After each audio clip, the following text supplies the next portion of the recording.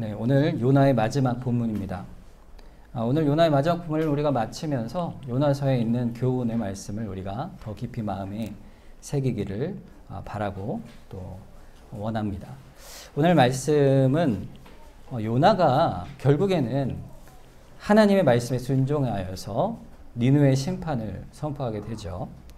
자, 그런데 하나님이 저들에게 재앙을 내리시겠다 하셨는데 어떻게 되죠?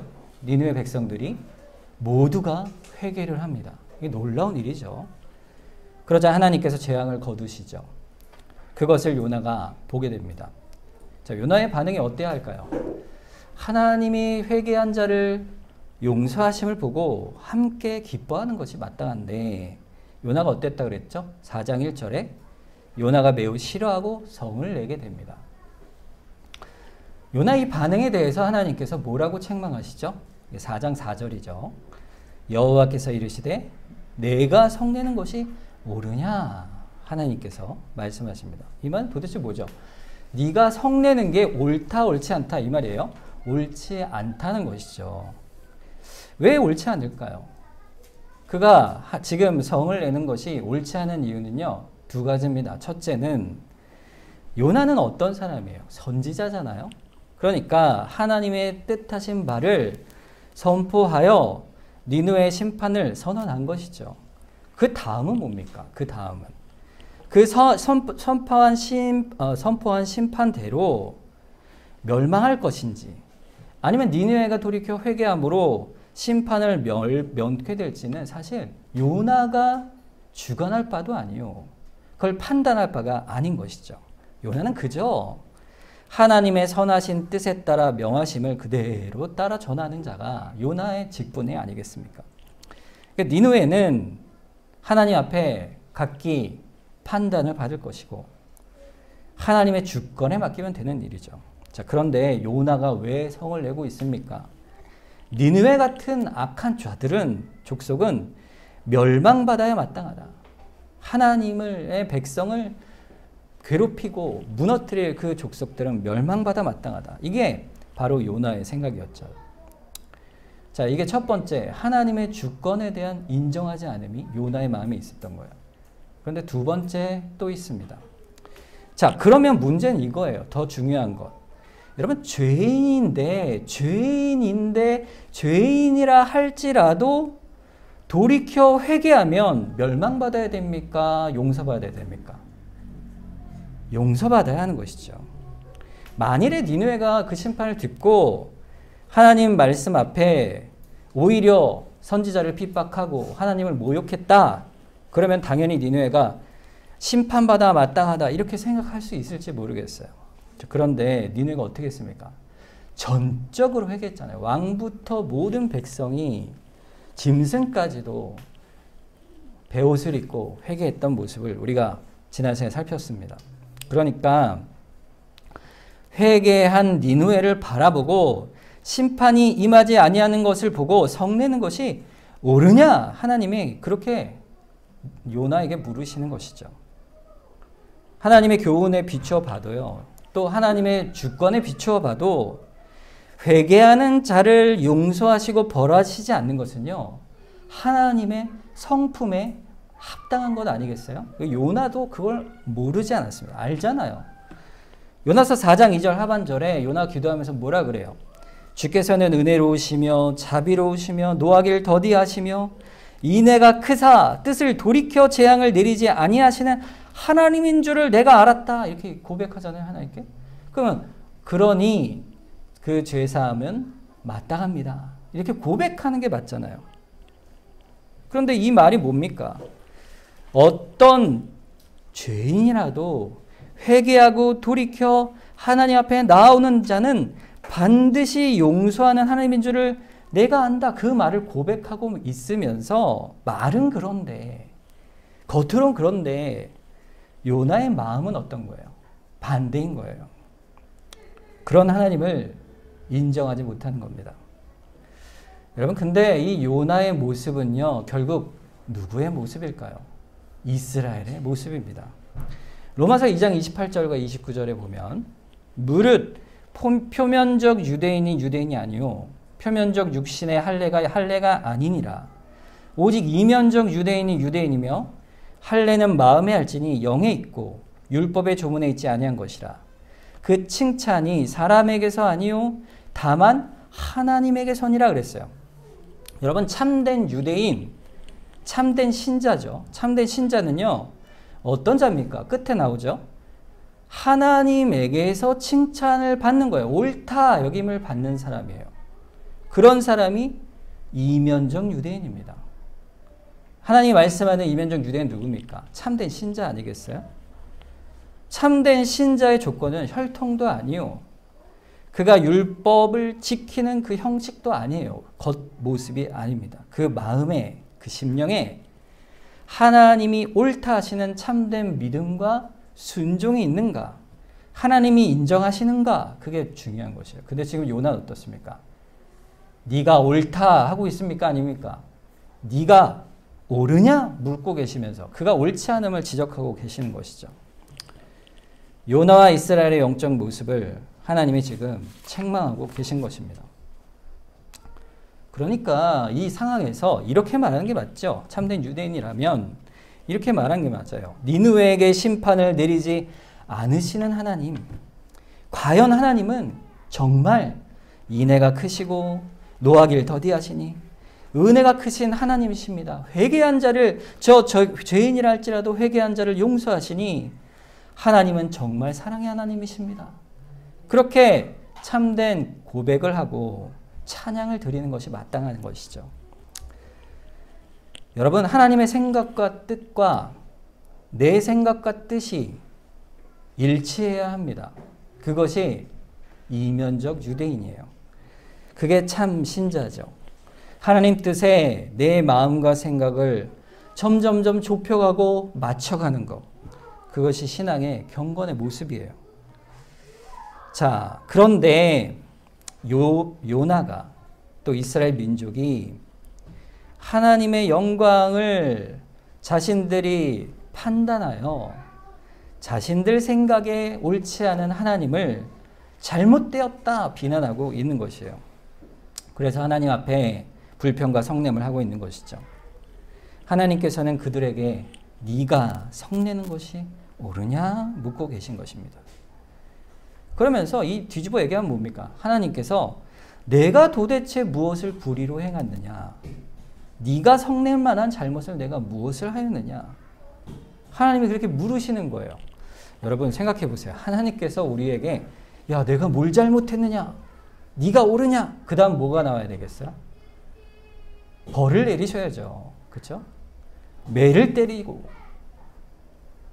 자, 그런데 오늘 본문을 보면요, 하나님이 참 실로 오래 참으시고 요나를 향해서도 은혜와 자비와 인애가 한이 없으시는 그 하나님이심을 오늘 본문을 통해 보게 됩니다.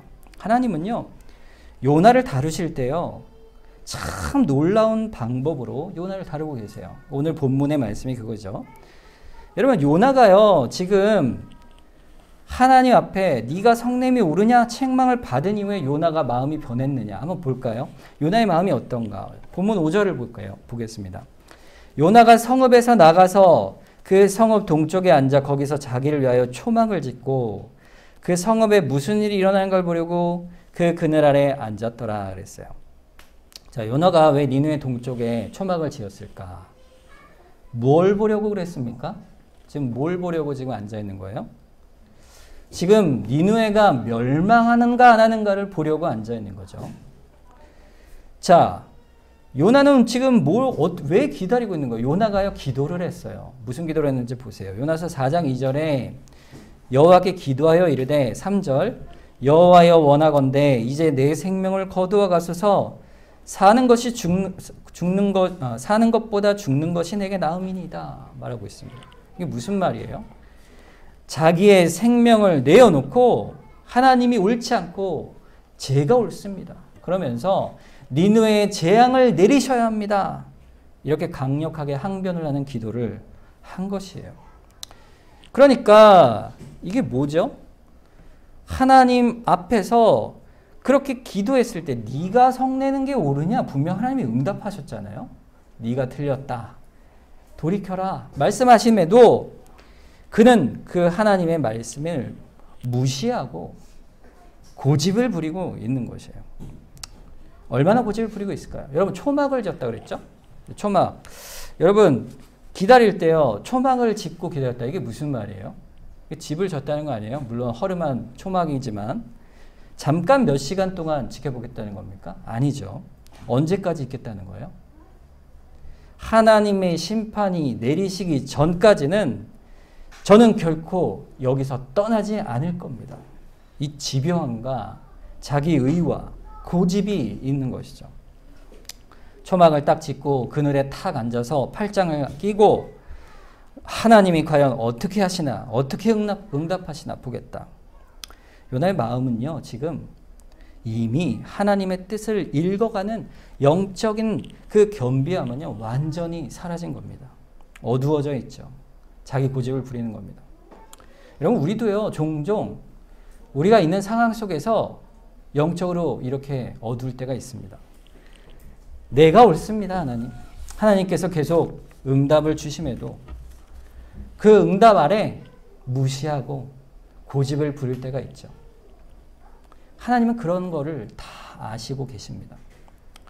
여러분, 요나의 태도는요, 더 깊이 보면요, 아주 좀 마음이 아파요. 왜 그러냐면 보세요. 여러분, 초막을 지었다. 이것은 뭐예요? 무슨 말이에요? 자기를 아끼는 거죠, 사실은. 이렇게 초막을 지어서 자기가 그늘 아래 탁 앉아서 이 그늘 아래서 지켜보겠다.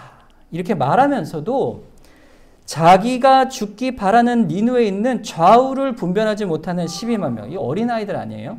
한 6살, 5살. 요 이하 아이들이 12만 명이나 되고 60만 명이나 되는 인구가 사는 도시인데 그들이 다 죽기를 바라는 마음을 갖고 있으면서 결국 자기는 초막을 짓고 어떻게 하고 있는 거예요? 불편한 것을 면하고자 그렇게 초막 짓고 그늘에 앉아 있는 거예요. 그러니까 얼마나 하나님이 보실 때 이기적인 사람입니까? 무자비한 사람이에요.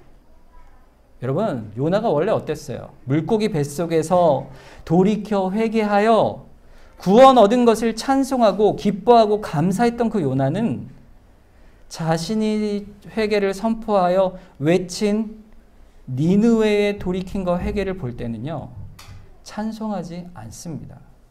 하나님께 불평하고 불순종하여 죽기까지 싫어하여 원수의 구원을 볼 수가 없다. 이렇게 고집을 부리고 있는 것입니다. 그러면서 니느웨를 향한 긍휼과 자비, 영혼에 대한 안타까움은 요나에게 전혀 찾아볼 수가 없는 것이에요. 이것을 하나님이 지금요, 이 상황 속에서 더욱 대조시키고 있는 거예요. 요나의 마음, 이스라엘의 마음, 그리고 니느웨의 모습.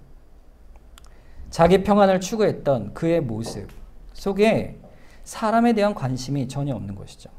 여러분, 하나님 말씀에 불순종할 때는요, 영혼에 대한 사랑, 관심, 소중함, 이걸 다 잃어버립니다. 여러분, 어떨 때 사람을 볼 때 사랑스러울까요? 하나님을 사랑하고 하나님 말씀에 순종하고 그 말씀을 따라 살아갈 때 믿지 않는 자들이라 할지라도 그들의 영혼을 소중히 여기고 사랑하게 되는 거예요. 우리가 인간관계 안에서 어려움을 겪잖아요. 그래서 어떤 사람이 나와의 관계에서 상처가 있고 아프면 그들을 향한 관심과 배려, 우리가 노력이 없으면 할 수가 없잖아요. 그런데 이 노력을 우리가 한다고 해서 완전히 할 수가 없지 않습니까? 그럼 어떻게 할 수 있습니까? 하나님께서 어떤 분이신지를 먼저 알아야 돼요. 누가복음 15장에 보면 이런 말씀이 있어요. 내가 너희에게 이르노니 이와 같이 죄인 한 사람이 회개하면 하늘에서는 회개할 것 없는 의인 99으로 말미암아 기뻐하는 것보다 더하리라 그랬어요. 하나님은요, 회개하는 영혼을 기뻐하신다 그랬는데 이 회개하는 영혼이란 도대체 누굽니까? 우리가 원수로 여기던 자, 우리가 관심을 갖지 않던 자, 그들을 말하는 거예요. 하지만 우리는 우리와 관계가 나쁘면 그들을 배려하지 않고 관심을 두지 않습니다.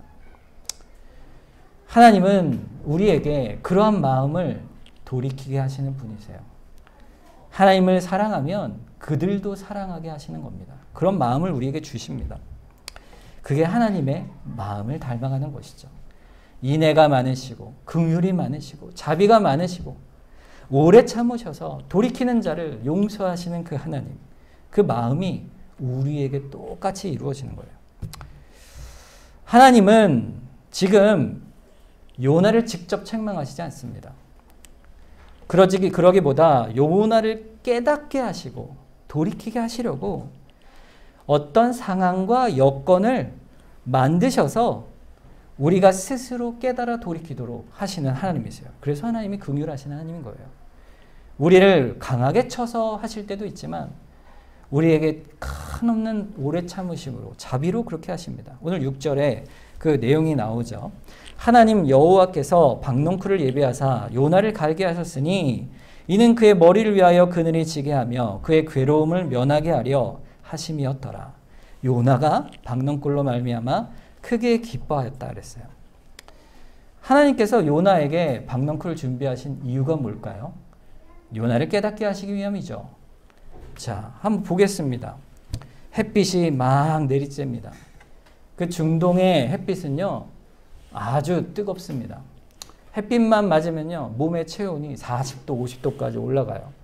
물론 습도가 없어서 그늘에 있으면 시원하죠. 그늘 아래 다 앉아있으면 그 초막을 짚고 그늘에 앉아있는데 시원하죠. 근데 거기에 틈이 있죠. 이 초막이라는 게 바람이 불고 또 얼마나 튼튼하게 졌겠어요. 그러니 이내 또 더 마르겠죠. 근데 거기서 박넝쿨이 나옵니다. 여러분 이렇게 식물이 이렇게 들이운 그늘이 훨씬 시원하잖아요. 우리가 나무 밑에 있으면 훨씬 더 시원한 느낌이 있죠. 마찬가지로 하나님께서 박넝쿨을 슥 들이워서 완전한 시원한 그늘을 요나에게 주시는 겁니다. 요나가 이것을 보고요. 하나님이 행하신 일인지 생각하지 못하고 너무 기뻐하죠. 크게 기뻐합니다.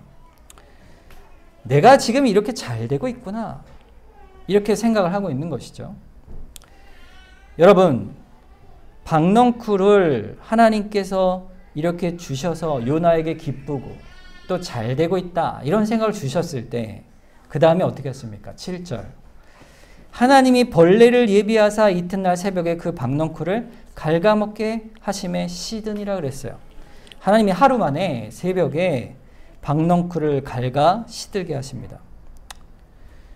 요나에게는 뭐냐면요. 자신의 편안함과 그 박넝쿨의 그늘의 소중함을 그렇게 기뻐하면서 하나님이 재앙을 거두시는 니느웨의 영혼을 생각하지 않는 그 완악함을 깨우쳐 주시기 위해서 지금 이 벌레를 예비하신 겁니다. 이어서 9절에 하나님이 요나에게 8절이죠. 해가 뜰 때 하나님이 뜨거운 동풍을 예비하셨고 해는 요나의 머리에 쪼임에 요나가 혼미하여 스스로 죽기를 구하여 이르되 사는 것보다 죽는 것이 내게 나으니이다 합니다. 해가 뜨거운 동풍이 불어옵니다. 순식간에 그 박넝쿨을 거두어 가신 것이죠. 여기서 우리가 중요한 것을 생각해야 됩니다. 우리가 편안하고 잘 된다는 것이 하나님과의 우리의 관계가 좋다는 것을 말하는 것은 아닙니다. 내가 원하는 바를 손에 쥐었고 내가 기도하던 것인데 하나님께서 내게 평안을 주셨구나, 복을 주셨구나, 이렇게 단순히 우리는 생각할 수 없습니다. 하나님이 우리에게 원하시는 것은 우리가 어떤 상황이든지 하나님과의 관계가 어떤가, 하나님 앞에 우리가 어떠한 상태인가를 깨닫게 하시려고 상황들을 사용하신다는 거예요. 우리에게 있는 어떤 좋은 것이 있든 아니면 나쁜 상황이 오든 결국에는 평안을 주셨다가 그것을 거두시든 우리 자신의 연약함과 악함과 완악함을 드러내셔서 돌아보게 하셔서 결국 하나님의 더 큰 사랑의 뜻이 무엇인가를 깨닫게 하시기 위해서 하나님이 우리의 상황과 여건을 바꾸어 가실 때가 있는 것이에요. 요나에게 하나님의 교훈을 주시기 위해서 이렇게 자연을 통하여 역사하십니다. 그러니까 요나에게 하나님께서 지금 그 은혜를 주시는 거예요. 그런데 요나가 사라지니까 뭐라고 얘기합니까? 혼미하여 스스로 죽기를 구하여 이르되 사는 것보다 죽는 것이 내게 낫습니다. 하나님 앞에 또 항변하고 있죠. 요나가 어떤 사람이에요, 여러분? 요나 어떻습니까? 여러분, 요나 보면은요, 아, 어떻게 저럴 수 있지? 이런 생각 안 드세요? 너무 고집이 세다. 어떻게 하나님의 그 메시지를 알면서도 저렇게 변하지 않을까? 이렇게 생각이 들잖아요? 자, 요나 보세요. 요나는 누굽니까? 선지자잖아요. 하나님의 부르심을 받았기 때문에 요나가 하나님 말씀을 너무 잘 아는 사람이잖아요. 신학적 지식이 풍요로운 사람이요. 특별한 소명을 받은 사람이니까 신앙의 인격이 훨씬 더 부유하고 풍성한 사람일 거라 우리는 기대할 수밖에 없잖아요. 그렇지만 요나서에 나타난 요나는요, 한 사람의 인격으로 봐도 그렇게 훌륭한 사람 같지가 않은 거예요. 이랬다 저랬다 하나님 뜻을 따랐다 회개했다 또 다시 또 돌이켜 고집을 부리고 있는 이 사람을 보면 정말 하나님의 은혜를 깨달은 사람인가? 그 은혜를 아는 사람인가? 전혀 변하지 않은 사람으로 서 있는 것이에요. 여러분, 요나의 모습 속에서 우리는요, 뭘 볼까요? 하나님의 백성의 본질을 봅니다. 우리, 바로 나의 본질을 보는 거예요. 여러분, 오늘 본문 요나서를 쭉 보면서 우리는 요나를 볼 때, 아, 저러면 되겠어. 저런 사람이야? 아, 어떻게 저런 자가 있지? 이렇게 판단하는 게 아니에요. 그럼 뭐죠? 그 요나의 모습이 그 이스라엘이 이방인보다 더 훌륭하여 하나님의 택한 백성이 아니라는 거예요. 아니라는 거예요. 요나가 훌륭해서 하나님이 택하신 게 아니라는 겁니다. 여러분, 그걸 어떻게 할 수 있습니까? 요나서 1장 13절을 보세요. 그러나 그 사람들이 힘써 노를 저어 배를 육지로 돌리고자 하다가 바다가 그들을 향하여 점점 더 흉용함으로 능히 못한지라. 이 말씀 우리가 기억하잖아요. 이 벳사람들 보세요. 이방인이죠. 요나가 결국 제비에 뽑혀 다 나 때문이라 나를 들어 바다에 던지라 했더니 그저 바다에 확 던져야 될 그들이 어떻게 합니까? 놀랍잖아요. 이 사람들이 어떻게든 같이 살려고 노를 저 육지로 돌리려고 애쓰지 않습니까? 놀라운 일이죠. 이 벳사람들의 심성과 그 사람의 노력과 그 섬김과 그 최선의 노력들이 사람을 살리려고 하는 거 아닙니까? 그런데 반대로 요나는 어때요? 니느웨 60만 명이 죽어야 되겠다. 자, 어느 쪽이 더 좋은 인간입니까? 어느 쪽이 더 구원받을 만한 사람이에요? 벳사람들이잖아요. 그죠? 나 같으면 벳사람을 이 훌륭하다. 그럴만 하지 않겠습니까? 여러분, 우리가 하나님 앞에 구원받았다는 것이요, 우리가 예수를 믿지 않아 멸망하는 저 사람들보다도 티끌만큼 나은 게 있어서 구원받은 게 아니라는 거예요. 하나님은 내가 더 의롭다라는 자기 의를 가진 것을 싫어하시는 하나님이세요. 왜냐하면 자기의 내가 더 의롭다는 그 마음을 가지면 그리스도의 십자가의 은혜에서 점점 더 멀어져 가기 때문입니다. 그러니까 요나를 보면서 하나님은 우리를 향해 이스라엘을 보면서 너희가 지금 어찌 구원을 얻었느냐 묻고 계시는 거예요. 요나의 영적 상태를 보여주시면서 우리에게 묻고 계시는 거죠. 요나가 결국 완악하여 회개하지 않습니다. 오늘 본문에서 회개하는 장면이 없잖아요. 회개하지 않았을까요? 그건 우리 분명히 모르지만 하나님께서 긍휼을 끝까지 베푸셔서 아마도 그가 회개하지 않았겠습니까? 그러나 오늘 본문에서 회개하지 않습니다. 그런데 반면 니느웨는 회개했어요. 니느웨는 왕이 조서를 내려 모든 백성을 다 금식시키고 짐승까지도 금식케 하면서 회개를 명하고, 그러자 전 백성이 순종하여 슬피 울며 금식하여 기도하고 회개하지 않았습니까? 그러나 그렇게 많은 선지자를 보내서 돌이켜 회개하라고 했던 이스라엘 백성은 어떻습니까? 돌이키지 않았죠. 순종하지 않았어요. 니느웨 전체와 이스라엘의 전체, 니느웨 왕과 요나, 이방인 벳사본과 요나 비교할 때 누가 구원받기 합당한 자입니까? 주님께서 우리에게 물으시는 거예요. 사람의 관점에서 보면 니느웨요, 이방인이 더 합당해 보이는 겁니다. 하나님은 일부러 우리에게 또 요나에게 이것을 보여주고 계신 거예요. 지금 우리에게 보여주고 계신 거예요. 그럼에도 불구하고 우리에게 말씀하시는 거예요. 이스라엘의 구원이 그들의 의와 그의 합당함에 있는 것이 아니라 말씀하시는 거죠. 신명기 7장 7절에서 8절 말씀. 여호와께서 너희를 기뻐하시고 너희를 택하심은 너희가 다른 민족보다 수요가 많기 때문이 아니니라.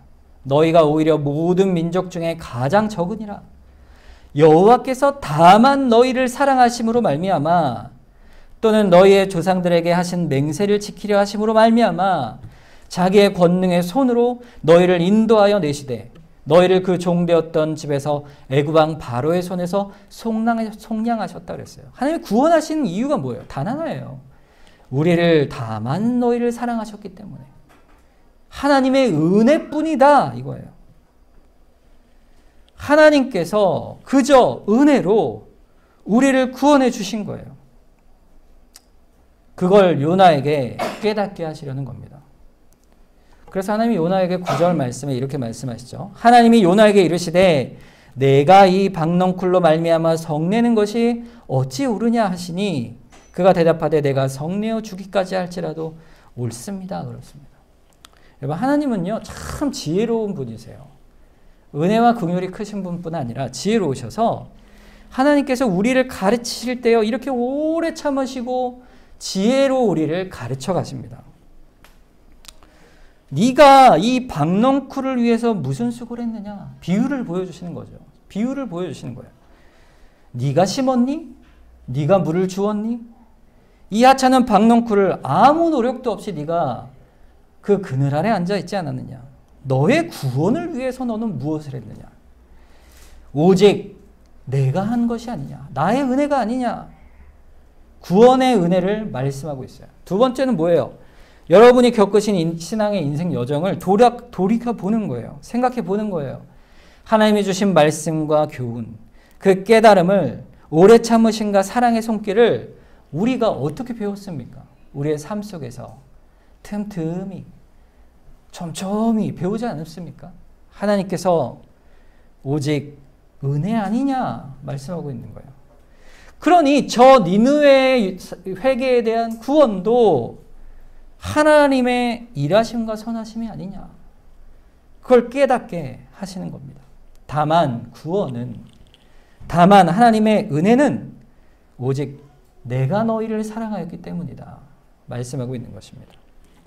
여러분 이제 요나는 어떻게 반응해야 될까요? 어떻게 살아야 될까요? 이제 그것을 우리가 바라보는 거예요. 우리가 그렇잖아요. 우리가 요나잖아요. 우리의 구원도 우리가 노력하여 얻은 것이 아니에요. 우리의 삶에 하나님의 은혜도 거저 하나님께 받은 것인데 우리는 어떻게 그러면 살아야 되겠습니까? 하나님께서 우리에게 보이신 하나님의 그 성품을 따라 나도 그 성품을 살아가는 겁니다. 그것이 마땅한 거예요. 그분의 뜻을 나의 뜻으로 삼고 살아가는 거예요.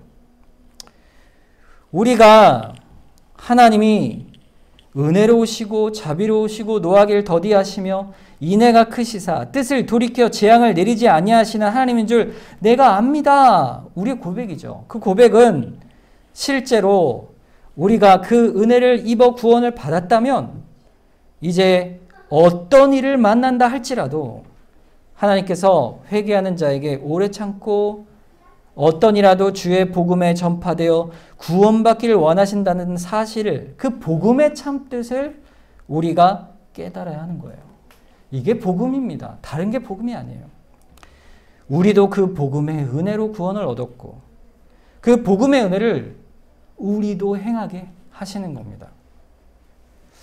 여러분 사람들이 제가 이 설교 준비하면서 이 예화를 들려고 했는데 어제 마침 예빈이가 저한테 자기 친구, 안 믿는 친구가 예정론에 대해서 물어봤다 그래요. 똑똑한 친구래요. 근데 그 친구가 그러면 원래부터 택함 받고 안 택함 받았다는 거냐? 그래서 이제 지금 그게 의미가 뭐냐? 이런 얘기를 저한테 물어보더라고요. 자, 근데 여러분 생각해 보세요. 우리가 하나님께 그리스도 안에서 창세전에 선택을 받았죠. 그게 예정입니다. 에베소서 1장 4절과 5절에 보면 곧 창세전에 그리스도 안에서 우리를 택하사 우리로 사랑 안에서 그 앞에 거룩하고 흠이 없게 하시려고 그 기쁘신 뜻대로 우리를 예정하사 예수 그리스도로 말미암아 자기의 아들들이 되게 하셨다. 이렇게 분명하게 말씀하고 있어요. 하나님께서는요, 우리를 그 선하신 뜻 가운데 그리스도 안에서 우리를 흠없고 거룩하게 하시려고 자기의 아들들, 자녀들로 예정하셨습니다. 그래서 택하여 우리를 불러내신 거죠. 그런데요, 이 예정은요, 여러분, 우리가 분명히 알아야 할 것은 하나님의 뜻 안에 있는 거예요. 우리의 뜻이 아닙니다. 하나님의 뜻과 작정 안에 주권적 선택일 뿐이에요. 그 선택이 우리 안에 어떻게 드러날까요? 그건 오직 한 가지예요. 회개하고 그리스도를 믿는 거예요. 그걸로 우리는 알 수가 있어요.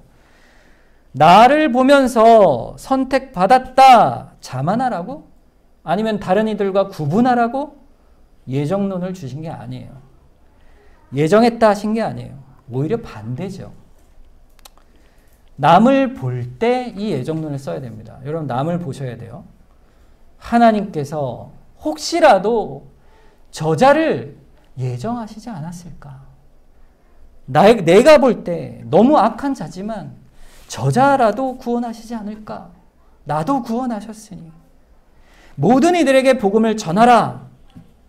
그렇게 회개를 원하신다. 하나님의 성품을 말씀할 때 악인이라도 돌이키길 원하시는 하나님이신 줄을 우리가 안다면 너희가 그 긍휼과 자비를 의지하여 그들의 구원을 판단하지 말고 하나님께 맡기고 구원에 관한 것은 주의 주권임을 인정하고 순종하여 분리하고 판단하고 나누지 말고 우리가 그들을 향하여 복음을 전하는 것입니다.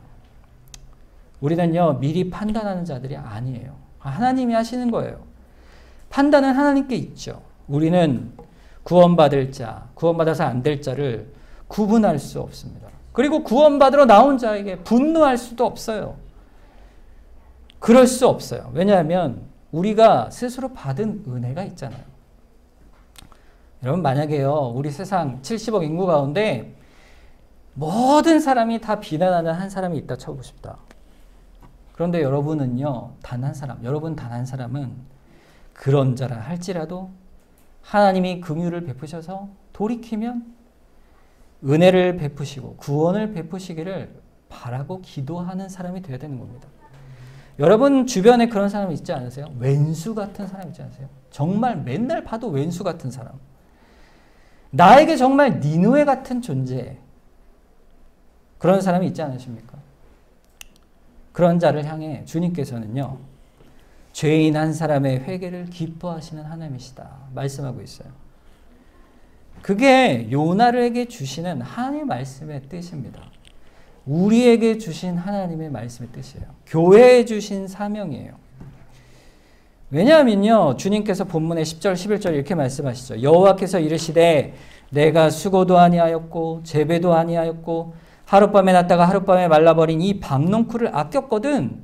하물며 이 큰 성읍 니느웨에는 좌우를 분별하지 못하는 자가 12만여 명이요 가축도 많이 있나니 내가 어찌 아끼지 아니하겠느냐. 주님의 마음이에요. 하나님이 만약에 이 11절에요. 저는 이렇게 말씀하면 더 좋겠다는 생각이 들었어요. 회개한 니느웨를 내가 어찌 아끼지 않겠느냐. 하나님이 회개에 초점을 두셨다면요. 아, 그럴만하지. 이렇게 인정했겠죠. 그런데 오늘 본문에요. 하나님은 그렇게 말씀하시지 않아요. 더 나아가서 말씀하세요. 회개를 했기 때문이다. 이 말을 안 하시고요. 그냥 그들 존재 자체를 이야기하세요. 니느웨를 내가 그들을 불쌍히 여기지 않겠느냐. 아끼지 않겠느냐. 말씀하시는 거예요. 아끼는 마음을 그들에게 두신 것입니다. 하나님께서 우리를 구원하실 때도요, 우리를 먼저 합당한 자로 구원하신 게 아니에요. 우리가 나를 그렇게 구원하신 거죠. 우리 주변에 있는 사람도 하나님이 다 아끼시는 거예요. 믿지 않은 사람도, 우리에게 악을 행하는 사람도, 우리의 초점과 시선도 항상 그런 원수 같은 사람들을 향할 때 주님과 같은 거예요. 주님의 마음이 어떻습니까? 로마서 5장 8절에 우리가 아직 죄인 되었을 때 그리스도께서 우리를 위하여 죽으심으로 하나님께서 우리에 대한 자기의 사랑을 확증하셨다 그랬어요. 하나님은요, 우리가 아직 죄인이었을 때 그때부터 이미 사랑을 확증하고 계신 분이에요. 하나님의 일하심은 그런 것입니다. 우리로 하여금 니느웨 가운데도 하나님이 택한 구원받은 백성이 있을 수 있다는 생각을 놓치지 말라 하시는 거예요. 여러분 주변에 볼 때 이 사람은 전혀 가망이 없어, 이런 사람은 없습니다. 항상 기억해야 할 것은요, 그저 내가 하나님께 먼저 받은 사랑을 알잖아요. 내가 그랬잖아요. 내가 저들보다 나을 것이 없다는 그 생각을 가지고 하나님께 받은 사랑이 이렇게 큰데, 이렇게 클진데 내가 저들을 향해 어떤 마음으로 가야 할까? 하나님의 마음을 닮아가는 거예요. 그것이 신자의 교회의 모습인 것입니다. 오늘 질문 끝에 이제 질문으로 하나님이 말씀을 마무리하시죠. 내가 어찌 너희를 또한 그들을 아끼지 아니하겠느냐. 주님의 마음을 말씀하는 거예요. 이 질문을 누구한테 하십니까? 요나에게 하시죠. 그런데 지금 이 요나를 읽고 있는 모든 주의 백성에게, 지금 나에게, 우리에게 하시는 말씀인 겁니다. 우리의 완악성을 돌이켜 회개하길 원하는 거예요. 내가 요나구나. 내가 요나에게 볼 때 하나도 나을 게 없구나. 믿지 않는 자뿐 아니라 내가 사랑하는 주의 형제, 자매들도, 교우들도 그들을 향해 내가 강팍하였구나. 요나와 같은 자였구나. 깨달아 주님께서 내가 어찌 아끼지 아니하겠느냐 하신 그 사랑을 바라보고 주여, 주님이 아끼시니 나도 저들을 아낌이 마땅합니다. 이렇게 고백하는 것이에요. 주님이 우리에게 맡기신 일이 있습니다. 고린도후서 5장 17절에서 19절 말씀. 그런즉 누구든지 그리스도 안에 있으면 새로운 피조물이라. 누구든지가 중요해요. 누구든지. 이전 것은 지나갔으니 보라 새 것이 되었도다. 나지요. 나 같은 자도. 모든 것이 하나님께로부터 났으며 그가 그리스도로 말미암아 우리를 자기와 화목하게 하시고 또 우리에게 화목하게 하는 직분을 주셨다. 화목하게 하는 직분이 뭡니까? 복음이죠. 복음. 전도예요. 곧 하나님께서 그리스도 안에 계시사 세상을 자기와 화목하게 하시며 그들의 죄를 그들에게 돌이키지 아니하시고 화목하게 하시는 말씀, 복음을, 그리스도의 복음을 우리에게 부탁하셨다 그랬어요. 부탁하셨다. 하나님께서는요, 요나에게 부탁하신 겁니다. 우리에게도 부탁하신 거예요. 우리가 삶의 복음을 받은 자로서 하나님과 화목하게 되었죠. 그리스도 안에 화목하게 된 자로 우리 또한 화목하게 하는 자로 살아야 하는 거예요. 그것이 요나서에서 우리에게 말씀하시는 은혜의 말씀입니다. 그것을 우리에게 그저 던져주신 게 아니에요. 그 직분을 주셨어요. 우리에게 할 만한 능력도 주시고 지혜도 주시고 우리에게 하나님께 구하여 기도할 때 응답해 주시고 그래서 마땅한 구원이 우리에게 있는 것이 아니고 은혜로 얻은 것이니 저들도 은혜로 얻을 것이라. 소망을 갖고 우리가 복음으로 화목해 하는 직분을 행하는 것입니다. 그게 교회의 사명이에요. 우리의 사명입니다. 오늘 말씀은 우리에게 중요한 말씀입니다. 우리가 받은 은혜를 기억하는 거죠. 그리고 우리의 마음을 돌이켜 세상 속에 또 우리 주변에 있는 자들을 향해서 우리가 받은 은혜를 함께 전하는 것입니다.